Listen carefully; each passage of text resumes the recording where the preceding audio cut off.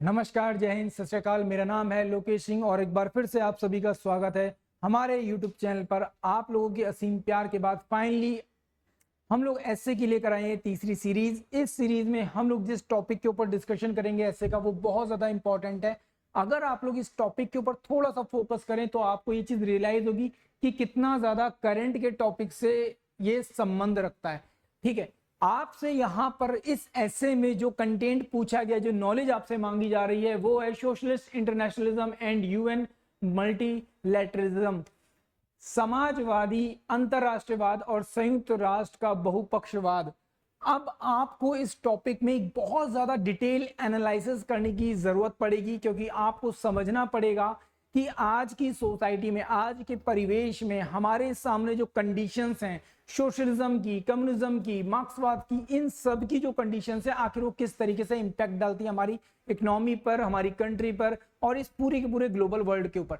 तो आपको यहां पर इस चीज को बहुत अच्छे से क्या करना पड़ेगा, नोटिस करना पड़ेगा। अगर आप रेगुलर न्यूज पढ़ रहे हो, अगर आप रेगुलरली जो भी अपडेट्स आ रही हैं आपके आसपास उनको अच्छे से देख रहे हो, डिफरेंट डिफरेंट कंट्रीज के ऑब्जेक्टिव्स को, डिफरेंट डिफरेंट पार्टीज के ऑब्जेक्टिव्स को अगर आप आइडेंटिफाई करोगे तो आपको कहीं ना कहीं वो ऑब्जेक्टिव्स नजर आने शुरू हो जाएंगे।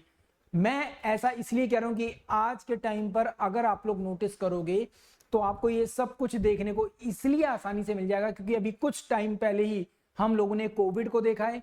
कोविड से पहले आपको पता था कंडीशन किस तरीके की थी, कोविड में क्या कंडीशन हुई है 2 साल, एंड उसके बाद कोविड के खत्म होते ही हमारे पास एक और नई समस्या खड़ी हो गई, वो था रशिया यूक्रेन वॉर की। तो यहां पर हमारे पास बहुत सारी चीजें, बहुत सारी बातें निकल कर आती हैं कि आखिर किस तरीके से सोशलिज्म और यूएन का जो अपना मल्टीलैटरलिज्म है, ये किस तरीके से इंपैक्ट डालता है ग्लोबल इकोनॉमी के ऊपर, हमारी दुनिया के ऊपर, हमारे विश्व के ऊपर। और आपको इसके ऊपर लिखना है अब एक ऐसे। ऐसे कितने वर्ड्स में लिखना है? तो ऐसे लिखना है 300 वर्ड्स में। मैं आपको जब भी ऐसे बताता हूं तो उस टाइम पर मैं इस चीज का ध्यान रखता हूं कि एटलीस्ट मैं आपको इतने वर्ड्स का कंटेंट अवेलेबल करवा सकूं कि आप आराम से 300 शब्द अपने ऐसे में लिख सकें। तो अपने आप में बहुत ज्यादा इंपॉर्टेंट टॉपिक है। इस तरीके के टॉपिक हमेशा सीएपीएफ या यूपीएससी के एग्जाम्स में आते रहते हैं। और अगर आपको इस तरीके के ऐसे लिखने हैं तो उसके लिए आपको करंट में चीजों को बहुत अच्छे से समझना होगा और कोशिश कीजिए जितना ज्यादा हो सके न्यूज़पेपर के एडिटोरियल के ऊपर फोकस कीजिए। एडिटोरियल्स अगर आप पढ़ रहे हो न्यूज़पेपर में, the Hindu, the Indian express या किसी भी न्यूज़पेपर के, तो प्लीज आप लोग वहां पर इन चीजों पर बहुत फोकस कीजिए क्योंकि इस तरीके के टॉपिक वहां पर बहुत ज्यादा आते हैं। फाइनली हम लोग जरा अपने टॉपिक पर आते हैं और यहां पर देखते हैं सबसे पहले एक इंट्रोडक्शन। ये इंट्रोडक्शन मैंने आप लोगों के लिए लिखा है और ये इंट्रोडक्शन बड़े आसान शब्दों में आपको आपके एस्से के जो एक्चुअल में बोलाता है कि मतलब एक ढांचा तैयार करने का, एक स्ट्रक्चर तैयार करने का क्या दे रहा है, बहुत अच्छे से अंदाजा दे रहा है। अगर आप इसको पढ़ोगे, socialist internationalism and UN multilateralism are two important framework that aim to promote the global cooperation। आपको बताना है कि एक्चुअल में देखो, किसी भी चीज को किस तरीके से प्रेजेंट करना है ना, ये आपके ऊपर है। ठीक है, वही दाल रोटी सब्जी आप घर में खाते हो, वही दाल रोटी सब्जी आप जब ढाबे में जाकर खाते हो, रेस्टोरेंट में जाकर खाते हो, तो बहुत ज्यादा अंतर आ जाता है ना। तो सेम वैसे ही आपको भी यहाँ पे क्या करना है, जब आप किसी चीज को बता रहे हो तो आपको ऐसे शब्दों को यूज करना है जो शब्द एक्चुअल में किसी भी एक स्ट्रक्चर को क्रिएट कर सकें। ठीक है, उसको एक रूप दे सकें। तो आपको शुरुआती एक लाइन में ही आपने क्या कर दिया, अपना तुर्क का इक्का सामने रख दिया। उसके बाद क्या लिखा, एंड सोशल जस्टिस, ठीक है, and address the global challenges collectively. यहीं पर आपने क्या कर दिया, अपने ऐसे का प्रॉपर एक कंटेक्स्ट तैयार करके सामने रख दिया। अब एग्जामिनर जैसे ही इस पहली लाइन को पढ़ेगा उसको अपने आप अंदाजा लग जाएगा कि आप आगे ऐसे में किन किन चीजों के ऊपर डिस्कशन करने जा रहे हो। तो देखो, तरीका होता है चीजों को प्रेजेंट करने का, तो वहां पर आपने पहली लाइन में ही क्या कर दिया, इस चीज को अच्छे से बता दिया। हर एक ऐसे की एक अलग खासियत होती है। कुछ ऐसे में आपको कुछ शब्दों की जरूरत ज्यादा होती है, कुछ में आपको कम शब्दों की जरूरत होती है। यहां पर मैंने केवल एक सिंगल लाइन में आपको एक पूरा का पूरा फ्रेमवर्क तैयार करके दे दिया। तो चलिए अब फाइनली अगर आपको ये बात समझ में आ गई है तो यहां पर आगे क्या दे रखा है, while they operate in different context they share a common objective of fostering peace, equality and cooperation amongst the nation। कहने का मतलब क्या है कि भले ही इनके अपने जो उद्देश्य हैं, अपने जो ऑब्जेक्टिव्स हैं वो अलग अलग हो सकते हैं, पर काफी जगहों पर ये क्या करते हैं, एक दूसरे के साथ कई उद्देश्यों को साझा करते हैं, एक दूसरे के साथ क्या करते हैं, एक कोऑपरेटिव नेचर को बिल्डअप करते हैं। आपको भी यहाँ पर इसी तरीके से क्या करना है, चीजों को हैंडल करना है। क्यों? क्योंकि मैंने आपको बताया as a officer, being officer, आप किसी चीज को इतना ज्यादा निग्लेक्ट या इतना ज्यादा उसके अगेंस्ट नहीं हो सकते कि आप उसकी पॉजिटिव चीजों को भी देखना बंद कर दो। नो डाउट सोशलिज्म का एक्सपीरियंस कुछ जगहों पर हमें नेगेटिव दिखता है, कुछ जगहों पर पॉजिटिव दिखता है, पर आपको हमेशा क्या सोचना है, पॉजिटिव डायरेक्शन सोचनी है। अब आप इस तरह से सोचो कि आप एक अधिकारी बन गए और आपको जिला कोई जिला मिला कहाँ का, केरला का। अब केरल में तो कम्युनिज्म है, तो आप बोलोगे सर मैं तो कम्युनिज्म से एग्री नहीं करता, तो मैं तो एकदम वहां की गवर्नमेंट के, वहां के लोगों के अगेंस्ट हो जाऊंगा। नहीं हो सकते ना, नहीं हो सकते। वो आपके भाई बंधु हैं, ठीक है, आपको उनकी सेवा में रहना है, ठीक है, आपको उनकी सेवा में रहना है क्योंकि आप एक गवर्नमेंट सर्वेंट हो। तो इसीलिए आपको यहाँ पे क्या करना पड़ेगा, अपने ऑब्जेक्टिव्स को आपको क्लियरली बताना पड़ेगा, है ना। तो जब आप ऐसे लिख रहे हो तो आप ऐसे में एक्चुअल में सिर्फ केवल बातें नहीं लिख रहे, आप एक्चुअल में ऐसे में अपने विचारों को प्रस्तुत कर रहे हो। किसको प्रस्तुत कर रहे हो? अपने विचारों को प्रेजेंट कर रहे हो। अब इसी बारे में अगर मान लो कोई इंटरव्यूअर आपसे पूछ लेगा तो आप कैसे जवाब दोगे? बोलोगे सर इंटरव्यूअर तो सामने बैठा होगा तो हम उसको थोड़ा न्यूट्रल होकर आंसर कर देंगे। ऐसा नहीं कर सकते ना। तो इसीलिए जब आप ऐसे को लिखते हो तो वहां पर एक्चुअल में आप क्या कर रहे हो, अपने थॉट्स को प्रेजेंट कर रहे हो, ठीक है, अपने विचारों को सामने रख रहे हो। तो आपके विचार हमेशा कैसे होने चाहिए, पॉजिटिव होने चाहिए। फाइनली अब जरा मेन पॉइंट्स की बात करते हैं, इस एस्से के मेन पॉइंट्स क्या क्या हैं।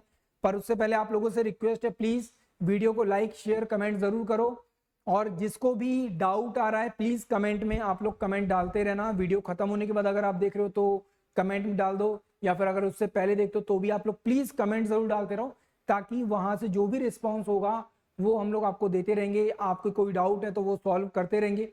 आप लोगों का ये सहयोग, ये कमेंट्स करना बहुत ज्यादा इंपॉर्टेंट है, ताकि हम आपके doubts with in a few second, few minutes resolve कर सकें। चलिए तो फाइनली जरा बात करते हैं हम लोग यहाँ पे इस टॉपिक के मेन पॉइंट्स को लेकर। तो दो चीजों के बारे में बात हो रही है। सबसे पहले बात हो रही है क्या, सोशलिस्ट इंटरनेशनलिज्म। अगर इसके हम लोग टॉपिक देखें, किन किन टॉपिक्स को आप लोग यहाँ पे टच करोगे, किन किन टॉपिक्स को आप यहाँ पर टच करोगे, तो सबसे पहले क्या आता है, प्रगतिशील आंदोलनों के मध्य एकता, solidity amongst the progressive movement. जो भी इस वक्त प्रेजेंट स्थिति में, प्रेजेंट वर्ल्ड में अगर हम लोग देखें, जो भी डेवलपमेंट हो रही है, ठीक है, जो भी चेंजेस आ रहे हैं वो किस तरीके के चेंजेस हैं, ठीक है, उनमें आपस में एक दूसरे के साथ क्या करना, कॉपरेशन करना, सहयोग बढ़ाना। इसके अलावा यहाँ पे क्या होगा, देखो नो डाउट अगर हम लोग यहाँ पर क्या कर रहे हैं प्रोग्रेसिव नेचर में, तो प्रोग्रेसिव नेचर में एक सबसे बड़ी दिक्कत क्या आती है, कई बार लोगों के अधिकारों का हनन होता है। कई बार क्या होता है, लोगों के अधिकारों का हनन होता है। तो ऐसे में लोगों के अधिकारों का संरक्षण भी क्या होगा यहाँ पर आपके लिए जरूरी होगा।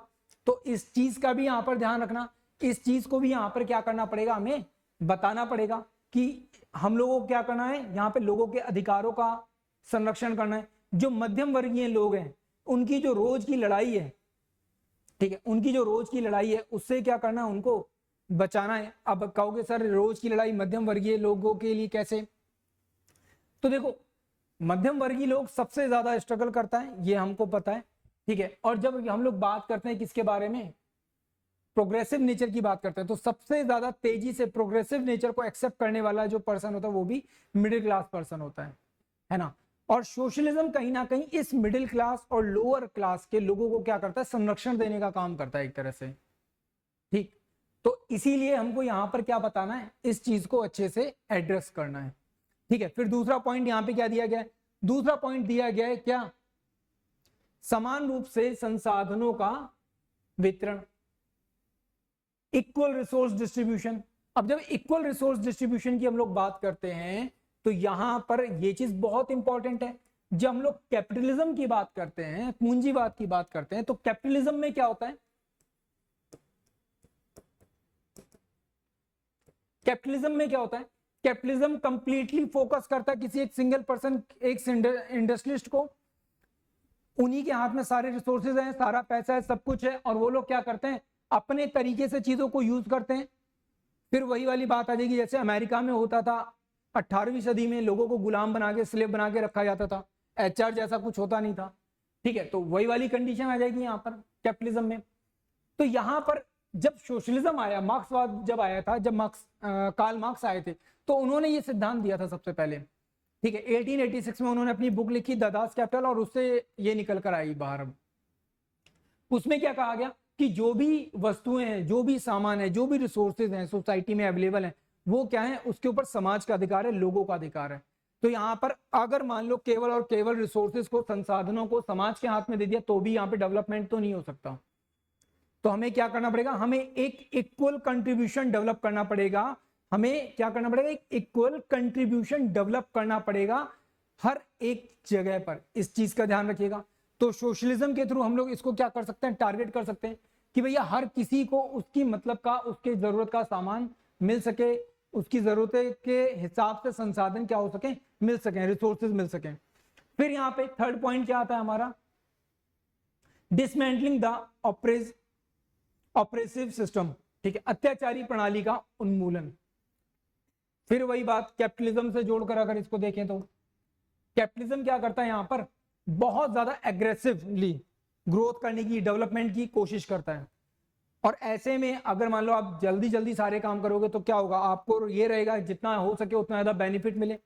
तो ऐसे में 101% है, कहीं ना कहीं नेगेटिव इंपैक्ट पड़ेगा ही पड़ेगा।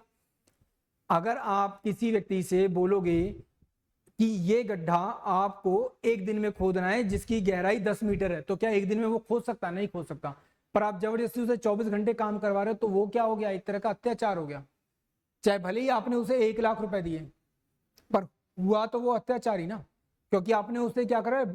फोर्सफुली करवाया है, पैसे का लालच देकर करवाया है, जिस लालच में उस बेचारे ने अपनी हेल्थ के बारे में, अपनी फैमिली के बारे में सोचा ही नहीं, वो 1 लाख रुपए के झांसे में आ गया। ठीक है, तो ये क्या एक तरह का अत्याचार ही है ना। ठीक, तो इस चीज को एड्रेस करना कि भैया हम लोगों के समाज में, सोसाइटी में जो भी इस तरीके के अत्याचारी प्रणालियां हैं, ठीक है, जो भी इस तरीके के कानून हैं, उनको क्या किया जाए? समाप्त किया जाए। अब जैसे कि कार्य क्षेत्र में महिलाओं के अधिकारों को लेकर बात की जाती है ना? कार्य क्षेत्र में को लेकर महिलाओं के अधिकारों को लेकर बात की जाती है, तो वो भी कहीं ना कहीं इसी तरीके से है। क्या करता है वो? कार्य क्षेत्र में जो भी वर्किंग इन्वायरमेंट होता है, वर्क स्टेशन होते हैं, वहां पे महिलाओं के जो राइट्स होते हैं उनके ऊपर फोकस करता है कि किसी भी तरीके से महिलाओं के जो राइट्स हैं उनको एबॉलिश ना किया जाए, तोड़ा ना जाए, उनके साथ किसी तरीके का शोषण ना हो। ठीक है, टाइम पर वो लोग ऑफिस आ सके, टाइम पर ऑफिस से जा सके। अब इसी का एक सबसे अच्छा एग्जाम्पल है, जैसे कि रिसेंटली आज के टाइम पर बहुत जगहों पर इस चीज के बारे में बात हो रही है कि जो महिलाएं हैं उनको स्पेशली हर महीने में एक बार क्या दी जाएगी? छुट्टी दी जाएगी 1 दिन की। और वो दिन कौन सा होगा? जिस दिन उनको मेंस्ट्रुएशन पीरियड्स होते हैं, उस दिन उनको क्या दी जाएगी? यहाँ पे छुट्टी दी जा सकती है। ठीक है, अब ऐसे में कोई जबरदस्ती बोले नहीं काम करना पड़ेगा, तो वो कहीं ना कहीं अत्याचार की श्रेणी में आ जाएगा ना। ठीक है, तो यही चीज यहाँ पर आती है। ठीक है, आई होप बात समझ में आई होगी आप लोगों को। फिर इसके अलावा चौथा पॉइंट क्या था हमारा? Social justice and human rights.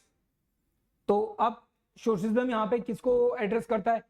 जो भी हमारे आसपास समाज में मानवाधिकार के से संबंधित जो भी बातें हैं उनके ऊपर काम करता है। फॉर एग्जांपल जैसे जो वर्कर्स हैं उनके राइट्स।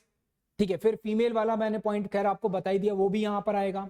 जेंडर इक्वालिटी की बात आएगी, कास्ट से रिलेटेड जितने भी इक्वालिटीज होती हैं उनके बारे में बात की जाएगी, अनटचेबिलिटी को लेकर बात की जाएगी। ठीक, तो ये सारे पॉइंट कहाँ पर आएंगे? यहाँ पर एड्रेस किए जाएंगे। तो इस चीज का ध्यान रखना, यहाँ पर जितने भी सोसाइटी से रिलेटेड जितने भी डिस्क्रिमिनेशन होते हैं ना, उन सबको यहाँ पे क्या किया जाएगा? एड्रेस किया जाएगा। ठीक है, तो सोसाइटी से रिलेटेड, ह्यूमन राइट्स से रिलेटेड मैंने ऑलरेडी आपको जेंडर सेक्स वाला बता दिया, वो भी यहाँ पर आ जाएगा। ठीक है, सोशल जस्टिस वाली बात भी यहाँ पर आ जाएगी। तो ये सारे पॉइंट कहाँ पर आएंगे? इस जगह पर आएंगे। अब फाइनली बढ़ते हैं आगे। जब लोग बात करते हैं किसके बारे में, यूनाइटेड नेशन मल्टीलैटरलिज्म। अब यूनाइटेड नेशन मल्टीलैटरलिज्म तो बिल्कुल अलग है। क्यों? क्योंकि यूनाइटेड नेशन तो ये कहता है कि सारे देशों में एक जैसी डेमोक्रेसी हो, एक जैसी कंडीशन हो, सभी देश एक दूसरे के लिए सारे विंडोज, अपने जो विंडोज हैं वो ओपन कर दें, चाहे वो ट्रेडिंग हो, चाहे वो बिजनेस हो, चाहे वो कल्चर हो, कुछ भी हो, आप लोग मुक्त रूप से फ्रीली वर्ल्ड के किसी भी कंट्री में आ जा सकें, किसी तरह का लड़ाई झगड़ा ना हो। बट अनफॉर्चुनेट कंडीशन हम लोग रशिया यूक्रेन में देख रहे हैं, एक कलेश आ चुका है। अब वो कलेश आया है तो वहां पे कहीं ना कहीं यूनाइटेड नेशन का जो मल्टीलैटरलिज्म है वो क्या हो गया, फेल हो गया। कहीं ना कहीं क्या है, जो बहुपक्षवाद है यूनाइटेड नेशन का, यूएन का, वो क्या हो गया, यहाँ पर फेल हो गया। इसी तरीके से कोविड में भी हमने देखा इसे फेल होते हुए। पर इसे सुधारा जा सकता है, इसमें इंप्रूवमेंट किए जा सकते हैं। वो इंप्रूवमेंट होंगे कैसे, किस तरीके से होंगे, कौन कौन से वो पॉइंट्स हैं, अब हमको उन्हीं पॉइंट्स के ऊपर क्या करना है, डिस्कशन करना है। तो यूनाइटेड नेशन का जो मल्टीलैटरलिज्म है, बहुपक्षवाद है, उसके लिए यहाँ पे पॉइंट क्या आएगा, सबसे पहला कलेक्टिव एक्शन एंड कॉपरेशन, संगठित सहयोग और सहकार्य, एक साथ मिलकर एक कॉपरेशन में एक सिंगल विंडो पर आकर क्या करना, एक दूसरे के लिए काम करना। ठीक है, जैसे कि अगर इंडिया डेवलप हो रहा है तो इंडिया अपने अड़ोस पड़ोस के जितने भी देश हैं उनको भी क्या करेगा, एक साथ आगे लेकर बढ़ने की कोशिश करेगा। बट अनफॉर्चुनेट कंडीशन, हमारे बगल में एक ऐसा पड़ोसी है जो कभी भी चाहता ही नहीं कि इंडिया आगे बढ़े, तो वो क्या करता है, हमेशा यहाँ पे कलेश पैदा करता है। तो यहाँ पर ऐसे में यूनाइटेड नेशन क्या करे, इंडिया और ऐसे पड़ोसियों के बीच में क्या करवाए, इस कलेश को, इस समस्या को खत्म करे, है ना। तो उस सॉल्यूशन तक पहुंचने का काम कौन कर सकता है, यूनाइटेड नेशन कर सकता है। कौन करेगा, यूनाइटेड नेशन कर सकता है। तो इसी को तो बोलते हैं संगठित सहयोग और सहकार्य। हमने चिप मैन्युफैक्चरिंग शुरू की, चाइना बोलता है यार मैं लीडर हूं चिप मैन्युफैक्चरिंग में, तुम कैसे शुरू कर दोगे। ऐसा नहीं होता ना, चाइना के पास इतना वर्कलोड है, अकेले तो वो नहीं कर पाएगा। तो उसने ऐसे में क्या, हम ही लोग ऐसे हैं ना जो आकर क्या करेंगे, साथ देंगे। बिल्कुल वैसे ही है जैसे पड़ोसी के घर में शादी होती है तो आप लोग क्या कहते हो, अरे कोई बात नहीं हमारा ये वाला कमरा इस्तेमाल कर लो, सामान यहाँ पे रख दो। तो बिल्कुल वैसे ही यहाँ पर भी है, हमको क्या करना पड़ेगा, सभी देशों को एक साथ एकजुट होकर क्या करना पड़ेगा, यहाँ पर काम करना पड़ेगा। इसी को बोलते हैं क्या, कलेक्टिव एक्शन एंड कॉपरेशन। फिर सेकंड पॉइंट क्या आता है यहाँ पर, इंटरनेशनल ऑर्गेनाइजेशन एंड डिप्लोमेसी, संयुक्त राष्ट्र और कूटनीति। आप किस तरीके से, अब कूटनीति वाला पॉइंट है तो यहाँ पे एस जयशंकर साहब की शक्ल सबके दिमाग में आ जानी चाहिए।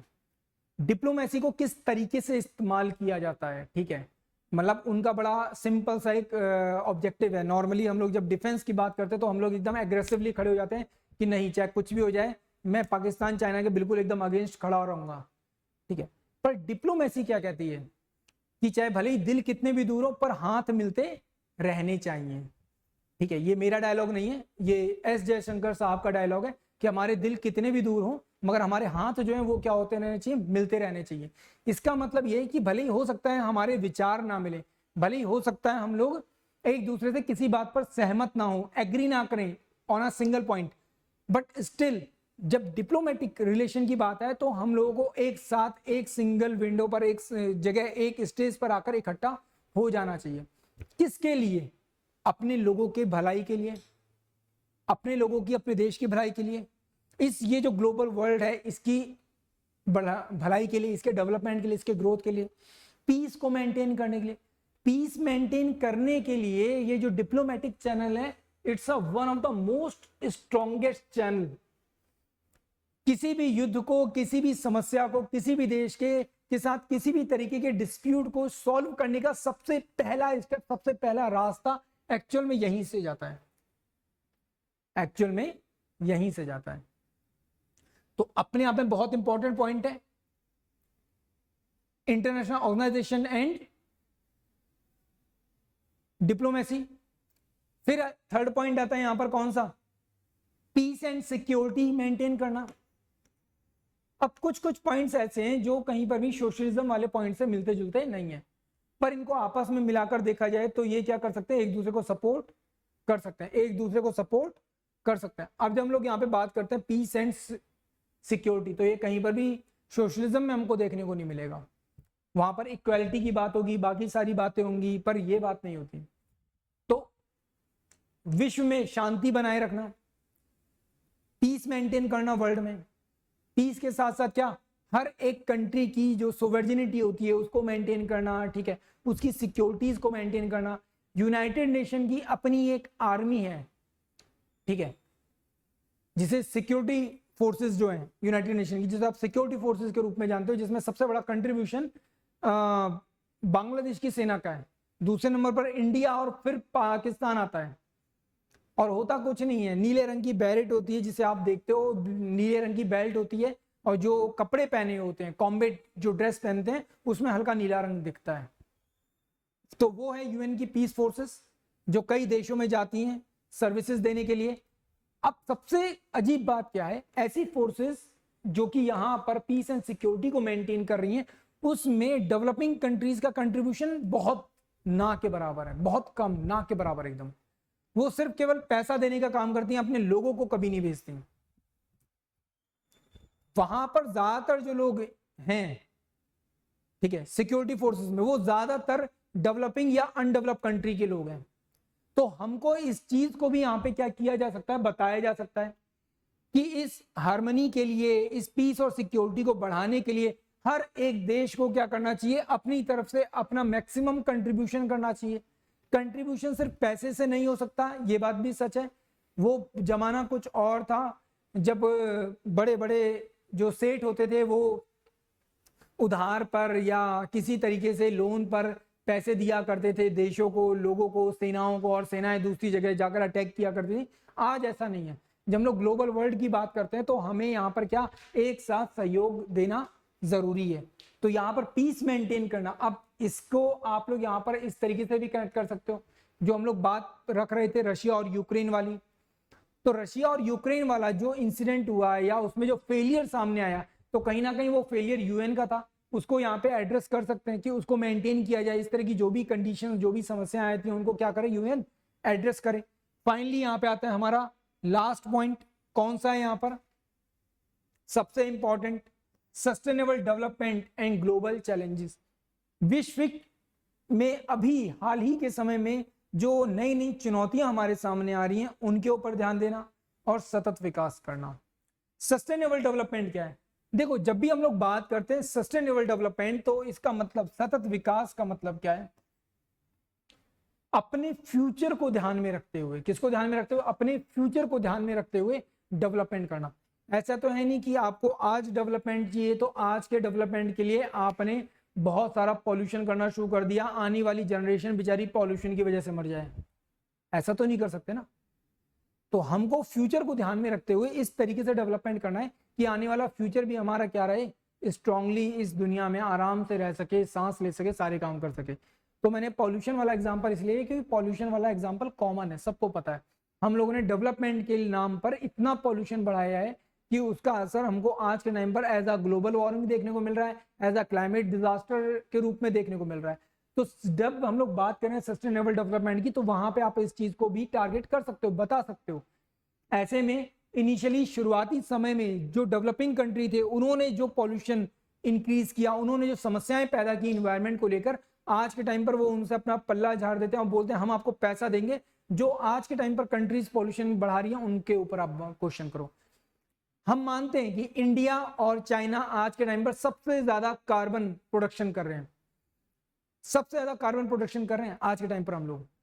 पर अगर इंडिया और चाइना अपनी फैक्ट्रीज को, अपनी इंडस्ट्रीज को अगर बंद कर दें और वो बोल दें ठीक है हमारी फैक्ट्रीज, हमारी इंडस्ट्रीज यूरोपियन नॉर्म्स के हिसाब से, यूएन के सस्टेनेबल नॉर्म्स के हिसाब से चलेंगी, तो क्या वर्ल्ड को जितने रॉ मटेरियल की, वर्ल्ड को जितने आइटम्स की जरूरत है, क्या वो दुनिया को मिल पाएगा? मैं आपको गारंटी दे रहा हूं, जितने आईफोन्स आज के टाइम पर मार्केट में लॉन्च होते हैं उसके आधे भी लॉन्च नहीं हो पाएंगे। ये एक्चुअल रियलिटी है। अगर इंडिया की मार्केट और चाइना की मार्केट काम करना बंद कर दे तो we are the emerging economy and we are the factory of the world. हम दुनिया की फैक्ट्री हैं, हमसे प्रोडक्शन होता है तब जाकर दुनिया को मिलता है कोई सामान। तो इस चीज को भी आपको यहां पर क्या करना पड़ेगा, अच्छे से एड्रेस करना पड़ेगा, बताना पड़ेगा। चाहे भले ही आप 3 से 4 लाइनों में बताओ, पर आपको यहां पर इस चीज को क्या करना पड़ेगा, अच्छे से बताना पड़ेगा। अगर आपने इस चीज को क्लियरली एड्रेस कर लिया, प्रॉब्लम्स को यहाँ पर आपको बता दिया, सॉल्यूशंस उनके दे दिए एक लाइन में, तो 100% है एग्जामिनर चाहकर भी नंबर नहीं काट सकता उसको। आपको आपके इस एस्से में 20 नंबर देने ही पड़ेंगे। मैं आपको रेगुलरली क्लास में हर एक एस्से की प्रैक्टिस करवा रहा हूँ, डिफरेंट एस्से की प्रैक्टिस करवा रहा हूँ। नो डाउट, चाहे भले ही सेम पॉइंट पर एस्से ना आए, पर उससे रिलेटेड भी अगर एस्से आ गया तो आपको बहुत ज्यादा हेल्प मिल जाएगी। तो जब मैं आपको यहाँ पे एस्से करवा रहा हूं तो प्लीज आप लोगों से रिक्वेस्ट है कि इन पॉइंट्स को आप लोग लिखो, उनको एड्रेस करो, प्रॉपर नोट्स बनाओ, अपना खुद का एस्से लिखो और उसके लिए तैयार करो अभी से। ठीक है, मैं रेगुलरली आपको एक होमवर्क दे रहा हूं, वो इसलिए दे रहा हूं ताकि आप लोग उस होमवर्क के ऊपर एक्शन लो। आप लोग जो होमवर्क अपलोड करोगे, जो बताओगे, उसके ऊपर हम लोग खुद एक्शन लेंगे। संडे को मैं ऑलमोस्ट लास्ट टाइम भी संडे को मैंने बहुत सारे बच्चों के एस्से का रिव्यू किया था, उनको 1-on-1 मैंने एज अ मेंटोर मैंने खुद उनको जाकर उनकी कमियां बताई थी, क्या कमियां हैं, किस तरह से और अच्छा लिखा जा सकता है, हर एक चीज मैंने उनको बताई थी। तो प्लीज आप जब इस लेक्चर को सुन रहे हो तो अपनी कॉपी किताब को अच्छे से खोलकर बैठो, वहां पे प्रॉपरली नोट करते रहो। आपको कौन से पॉइंट्स और एक्स्ट्रा ऐड करने हैं उनको नोट करो, जो पॉइंट्स कम लग रहे हैं वो आप एड्रेस करो, और प्लीज जो डाउट है उनको कमेंट में पूछो ताकि हम लोग आपकी उस प्रॉब्लम को कमेंट सेशन में ही सॉल्व कर दें। ठीक है, ऑलरेडी आप लोग हमारे व्हाट्सएप ग्रुप, फेसबुक ग्रुप, इन सबसे जुड़ चुके हो, टेलीग्राम ग्रुप पे जुड़ चुके हो, आप वहां से भी हम लोगों से कांटेक्ट कर सकते हो। हमारा ऑलरेडी व्हाट्सएप पर सीडीएस के एग्जाम का भी ग्रुप बन चुका है, आप लोग सीडीएस के एग्जाम की अगर तैयारी करो तो वहां पर भी ज्वाइन कर सकते हो। फाइनली अब जरा बात करते हैं इस एस्से के कंक्लूजन को लेकर कि आखिर कंक्लूजन क्या होगा इसका, इसकी एंडिंग किस तरीके से लिखोगे। तो जब भी एंडिंग लिखनी होती है, मैं हमेशा एस्से की क्लास लेता हूं तो उसमें एक चीज बोलता हूं, एंडिंग हमेशा जब भी लिखोगे वो कैसी होगी, पॉजिटिव होगी। कैसी होगी, वो हमेशा पॉजिटिव होगी। कभी भी किसी भी चीज की एंडिंग नेगेटिव नहीं होगी। आप जब कोई मूवी देखने जाते हो तो आप इस चीज का बड़ा आपको मतलब वो रहता है कि यार जब एंडिंग हो ना तो हीरो और हीरोइन आपस में मिल जाने चाहिए, हैप्पी एंडिंग की आप लोग क्या करते हो, हमेशा मतलब एक उम्मीद रखते हो। तो एग्जैक्टली बिल्कुल वैसा ही यहां पर भी है। जब आप किसी ऐसे अपने थॉट्स को एंड कर रहे हो तो क्या करना है, आपको उसको एक हैप्पी एंडिंग देनी है। जब वही मैं बात बोलता हूँ, कई बार मैं ये बात समझाता हूँ, जब गांव के चौपाल पर, गांव के किसी चौराहे पर गांव के बड़े बुजुर्ग आपस में कोई डिस्कशन करते हैं, किसी बात के ऊपर बहस करते हैं, तो आखिर में जब उस चौपाल से उठते हैं, जब वहां से अपने वापस अपने घरों में जाते हैं शाम को, तो आखिर में वो एक ही लाइन बोलते हैं, अंत भला तो सब भला। तो उसका मतलब ही यही है कि भैया जो भी हो कुछ अच्छा ही हो लास्ट में। तो आप जब कंक्लूजन लिख रहे हो तो वहां पे आपको क्या करना है, इस प्रॉब्लम का सॉल्यूशन एक तरीके से प्रेजेंट करना है। ठीक है, या अगर आप सॉल्यूशन बता चुके हो तो उसको किस तरीके से बताओगे कि हाँ ये समस्याएं हैं, आने वाले समय में इन समस्याओं से किस तरीके से हम लोग बच सकते हैं, किस तरह से इनको हैंडल कर सकते हैं, क्या क्या सॉल्यूशंस हैं जो हम लोग यहाँ पर लोगों के लिए लेकर आ सकते हैं। तो इंग्लिश और हिंदी जो भी थे बच्चे, उन सभी को ये ऐसे समझ में आ रहा होगा अच्छे से। ठीक है, अब जरा इसके सॉल्यूशन को लेकर बात करते हैं। क्या socialist internationalism and UN multilateralism are initially framework of the, वही सेम वर्ड जो आपने स्टार्टिंग में लिखा था, क्या global cooperation, social justice and addressing the global challenges, they share a common value of. अब यहां पर आपके कीवर्ड्स आ जाएंगे, कौन कौन से कीवर्ड्स हैं, सॉलिडिटी, इक्वालिटी, पीस, ये सारी चीजें आपको यहां पर डालनी है ताकि आप इस चीज को बता सको कि हाँ भले ही इन दोनों चीजों के विचार क्या हैं, अलग अलग हैं, भले ही ये दोनों एक दूसरे के अपोजिट खड़े हैं, इन दोनों के विचार आपस में बहुत कम मिलते हैं, परंतु कुछ ऐसी चीजें हैं जहां पर एक साथ मिलकर ये दोनों चीजें काम कर सकती हैं। तो आपको उन चीजों को यहाँ पे क्या करना है, अच्छे से एड्रेस करना। The socialist internationalism strip the equality, equal resource के डिस्ट्रीब्यूशन को लेकर जो हम लोगों ने बात की थी, and the dismantling the operative systems while UN multilateralism promote the collective action and collective amongst the nations through the international organization, जो भी इंटरनेशनल ऑर्गेनाइजेशंस हैं उसके थ्रू हम लोग सभी देशों के साथ क्या एक कोलैब करके एक प्रॉपर साझा एक मंच साझा कर सकते हैं जहां पर एक साथ आकर हम लोग कई विषयों के ऊपर क्या कर सकते हैं, काम कर सकते हैं। जैसे कि मैंने आपको बताया था रशिया यूक्रेन वाला तो इसको भी बहुत अच्छे से यूनाइटेड नेशन क्या कर सकता था, एक सिंगल स्टेज पे लाकर दोनों के जो प्रॉब्लम्स थे, जो इश्यूज थे, उनको रिजॉल्व करवा सकता था। क्या ये चीज यूनाइटेड नेशन को, वर्ल्ड के जो अदर डेवलपिंग कंट्रीज हैं जैसे अमेरिका है, क्या उसको दिख नहीं रहा था कि 2014 में 2014 में ऑलरेडी जो रशिया था उसने क्रीमिया वाले पार्ट को कैप्चर कर लिया था 2013-14 में। जब क्रीमिया वाला पार्ट यूक्रेन का कैप्चर कर लिया और उसको अपने देश का हिस्सा बना लिया, तो क्या ये चीज रियलाइज नहीं हो रही थी? उसके बावजूद भी हम लोगों ने क्या किया, यूक्रेन को नाटो में इन्वॉल्व करने की कोशिश की। क्या नाटो में इन्वॉल्व होकर ऐसा कौन सा बेनिफिट मिल जाता, या यूक्रेन को ऐसी कौन सी खास चीज मिल जाती, ऐसा कौन सा अमृत मिल जाता जिससे कि अचानक से यूक्रेन दुनिया का सबसे बड़ा देश बन जाता? जैसे कि क्या इतनी बड़ी इकोनॉमी बन जाता? ऐसा कुछ नहीं होता ना, पर जानबूझ के ऐसा किया गया। अब उससे हुआ क्या कि रशिया ट्रिगर हुआ तो नो डाउट उसने अटैक कर दिया। अब इस प्रॉब्लम को ऑलरेडी 1 साल हो चुका है, हजारों लोग मारे गए, माइग्रेट हो गए, बहुत सारी चीजों में डिस्टर्बेंस पैदा हुआ, यूक्रेन की ऑलरेडी इकोनॉमी डिस्ट्रॉय हो गई, पेट्रोल डीजल के जो क्रूड ऑयल के प्राइसेस थे वो बहुत ज्यादा हाई हो गए, इसका इंपैक्ट पाकिस्तान में भी हमको देखने को मिलता है। तो ये सारी चीजें, अब इतनी सारी चीजों को अगर यूनाइटेड नेशन ने एड्रेस किया होता प्रॉपर्ली, तो ये प्रॉब्लम क्या हो जाती, सॉल्व हो जाती। तो उस चीज को आपने यहाँ पे क्या कर लिया, प्रॉपर्ली बता दिया कि एक सिंगल स्टेज पे लाकर इंटरनेशनल ऑर्गेनाइजेशंस में क्या किया जा सकता है, हम लोग इन प्रॉब्लम्स को सॉल्व कर सकते हैं। ये पॉइंट होंगे, अगर आप इस तरीके से लिखोगे तो 100% है, आपको एग्जामिनर नंबर देने से मना नहीं कर सकता। फिर आगे क्या लिखोगे यहाँ पर कि आप कॉमन गोल्स को साझा कर सकते हो, ठीक है, वर्ल्ड पीस को मेंटेन कर सकते हो, ग्लोबल इश्यूज को एड्रेस कर सकते हो, ठीक है, दोनों के अपने सस्टेनेबल जो गोल्स हैं उनको, सस्टेनेबल फ्यूचर को एड्रेस कर सकते हो। इन गोल्स को यहाँ पे आपको एक्सप्लेन करना पड़ेगा। तो फाइनली ये आपका कंप्लीट एक टॉपिक था जो हिंदी वाले स्टूडेंट्स हैं उनके लिए भी यहाँ पर लिखा हुआ है। समाजवादी अंतरराष्ट्रवाद और संयुक्त राष्ट्र बहुपक्षवाद वैश्विक सहयोग और सामाजिक न्याय को बढ़ावा देने और वैश्विक चुनौतियों का समाधान करने के लिए आवश्यक ढांचा है। वे अलग अलग संदर्भ में एकजुट, समानता, शांति के समान मूल्यों को साझा करते हैं।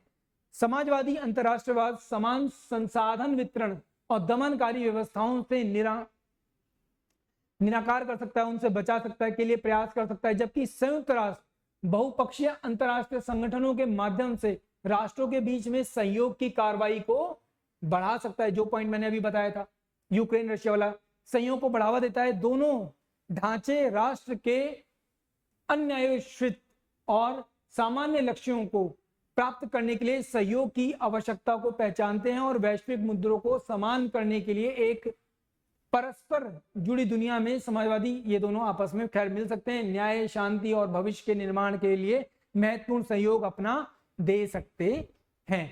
तो ये आपका वो टॉपिक था, कंप्लीट ऐसे था जिसको मैंने आपको बताया। अब फाइनली आता है हमारा होमवर्क वाला पार्ट। होमवर्क आज जो मैं दे रहा हूं ये बड़ा ही करंट का टॉपिक है, ठीक है, सोशल टॉपिक है, और टॉपिक क्या है, parenting in a competitive Indian society is challenge. प्रतिस्पर्धी भारतीय समाज में पालन पोषण एक चुनौती है। अब सीधा सा एग्जांपल है, आप लोग अभी स्ट्रगल कर रहे हो सिलेक्शन के लिए अपने, कि किसी तरीके से हमारा सिलेक्शन हो जाए, हम लोग असिस्टेंट कमांडेंट बन जाए। जिस दिन तुम असिस्टेंट कमांडेंट बन गए, ठीक है, तो तुम्हें दिक्कत नहीं होगी, तुम्हारी बढ़िया से शादी हो जाएगी, उसके बाद तुम्हारे बच्चे होंगे, तुम्हें उनकी टेंशन नहीं लेनी पड़ेगी क्योंकि सरकारी स्कूल मिल जाएगा, बढ़िया एनवायरमेंट होगा। पर जो सिलेक्शन नहीं होगा जिसका, उसके लिए तो लाइफ स्ट्रगल में रहेगी। आफ्टर मैरिज वो क्या करेगा, वो अपने बच्चों के ऊपर प्रेशर डालेगा, बेटा पढ़ लो, सरकारी नौकरी इसी पढ़ाई से मिलती है। वो बचपन से ही उसको क्या करेगा, सरकारी नौकरी की तैयारी करवा देगा, होगा ना ऐसा। तो ये चीजें एक्चुअल में हमारे ऊपर क्या डालती है, असर डालती है। तो ये जो कॉम्पिटिटिव वर्ल्ड है, इसका एक एग्जांपल दिया है मैंने छोटा सा, क्योंकि आज के टाइम पर सोसाइटी में हमको ये सब देखने को मिलता है, ठीक। तो आपको कुछ इसी तरीके से एड्रेस करना है। नो डाउट आजकल माता पिता क्या करते हैं कि न्यूज में किसी बच्चे का अनाउंसमेंट हुआ कि ये बच्चा तो कौटिल्य है इस जमाने का, इस सदी का, और इसको सब कुछ याद है। अब उस बच्चे को याद है तो आपने अपने बच्चे को क्या कर दिया, रगड़ना शुरू कर दिया कि भाई तुझे याद क्यों नहीं है। अभी 10th का 12th का रिजल्ट आया, आप लोगों ने अपने अड़ोस पड़ोस में देखा होगा, माताएं बहनें पिता, माता पिता रिजल्ट खोल के बैठे हुए हैं और बोल रहे हैं शर्मा जी के बेटे के 99% नंबर आए, ठीक है। द्विवेदी जी के बेटे के इतने नंबर आए, वर्मा जी के बेटे के इतने नंबर आए, ठीक है, इसके बेटे के इतने नंबर आए, उसके बेटे के इतने नंबर आए। अब इतना बोल बोल के बेचारा बगल में जो उनका अपना बच्चा बैठा है 60%, 65% पर पास होकर 70% पे पास होकर, वो बेचारा परेशान है कि मेरे 75% आगे मुझे वो इज्जत नहीं मिल रही। तो ये जो कॉम्पिटिटिव वर्ल्ड है, इसमें जो आज के टाइम पर पालन पोषण है, पेरेंटिंग है, वो कितनी ज्यादा टफ है। आपको उसको एड्रेस करना है, आपको बताना है कितना सही है कितना गलत है, इन सारे पॉइंट्स के ऊपर आपको डिस्कशन करना है। प्रॉपरली ऐसे लिखो। संडे को हम लोग इसके ऊपर प्रॉपर डिस्कशन करेंगे, जो भी आपको लास्ट ऐसे दिया था उसके ऊपर भी डिस्कशन करेंगे। मैं यहां पर एक बार आपको बता दूं, हमारी जो भी एसए की क्लास होगी वो हमेशा फ्राइडे और वेडनेसडे को होगी। ध्यान रखना कब कब होगी, तो वेडनेसडे का दिन है आपका और फ्राइडे का दिन है आपका। इन 2 दिन आपकी एसए की क्लास होती है। जो भी एसए करंट के हिसाब से रिलेवेंट है वो आपके सामने रखे जाएंगे, पर आपको इन दोनों दिन का ध्यान रखना है और आपको अपने एसए तैयार रखने हैं। संडे को हम लोग इनका डिस्कशन करेंगे। जो भी बच्चे हमारे पास अपने एसए सेंड करेंगे उनको एनालिसिस करेंगे, उनको पर्सनली हम लोग बताएंगे कहां पर क्या दिक्कत आ रही है, क्या लिखना है क्या नहीं लिखना है। और अगर आपको ये वीडियो अच्छा लग रहा है तो प्लीज इस वीडियो को लाइक कीजिए, शेयर कीजिए, कमेंट कीजिए और हमको बताइए कि आपको इस तरीके के और कितने वीडियोस चाहिए और किस तरीके की चीजें आपको चाहिए। तो फिलहाल अभी मुझे दीजिए विदा। Thank you so much. जय हिंद।